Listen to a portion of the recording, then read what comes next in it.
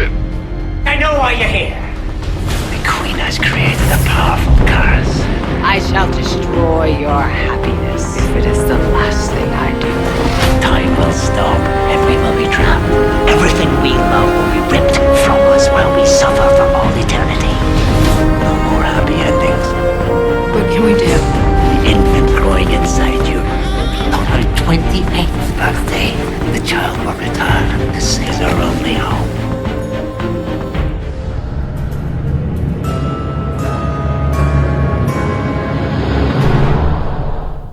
Once Upon a Time is a series created by Lost and Tron legacy writers Edward Kitsis and Adam Horowitz. This series did not only begin in the US, but has been licensed in over 150 countries. The show's first season premiered October 23, 2011 on ABC, and now in the fourth season this year, the story and adventures continue.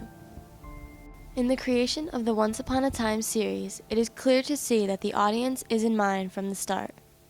Before even watching the show, viewers who grew up loving fairy tales and Disney already know some of the basic background needed throughout the series.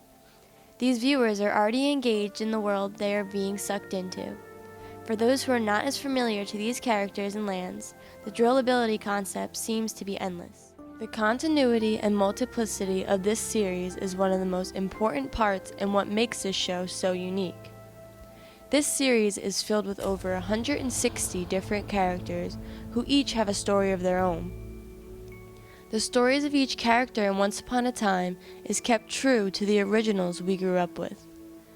Though the series may not show the known story of the characters, it shows more to the original. At New York City Comic-Con 2011, when premiering the show, the writers discussed the characters' new tales by saying, "Sometimes it's a story point, sometimes it's a thematic connection, sometimes it's a dilemma they face in both worlds that is similar. We are not generally retelling the exact same story as the fairy tale world." The best part is how the characters who know the real world actually know the storybook characters as we do.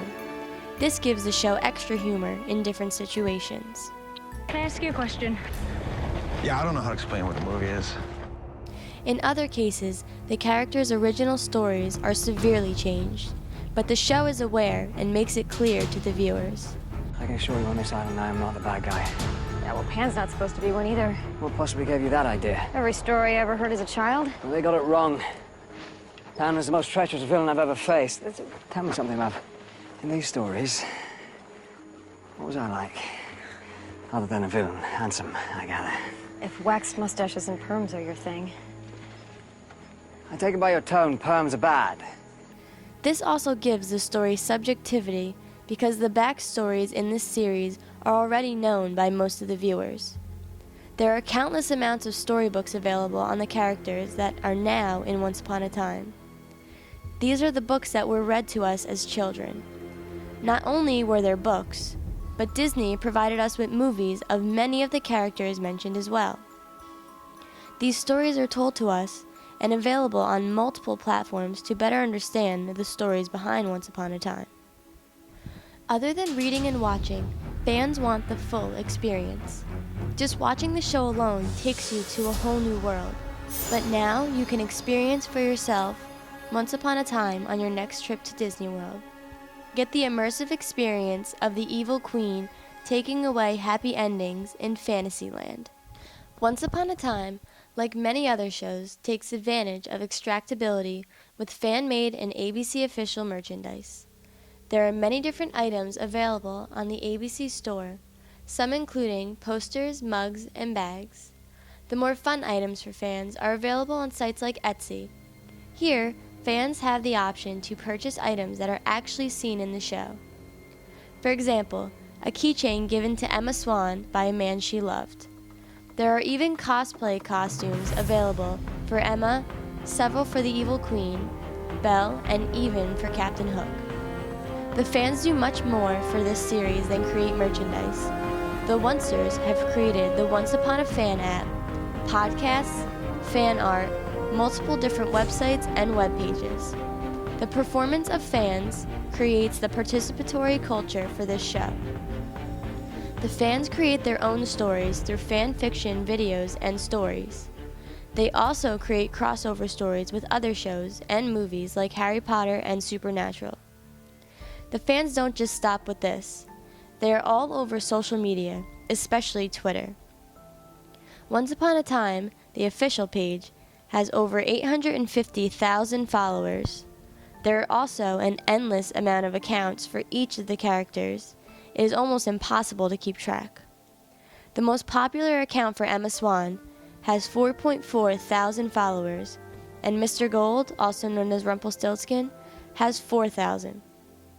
It is exciting for fans to also see the actual actors interacting on their personal Twitter accounts, and many of the main characters for this show do just that.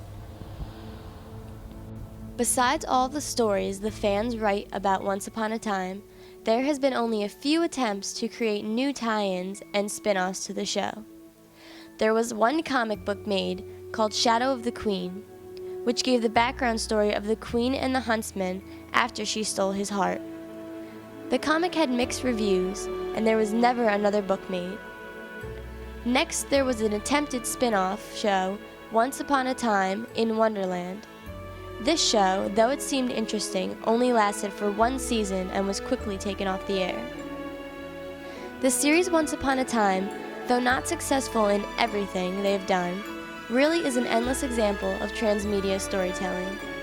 It is a world that fans like myself can easily get sucked into.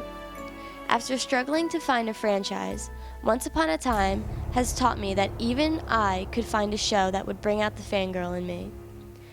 Now I find it hard not to compare everything in my normal life to Once Upon a Time.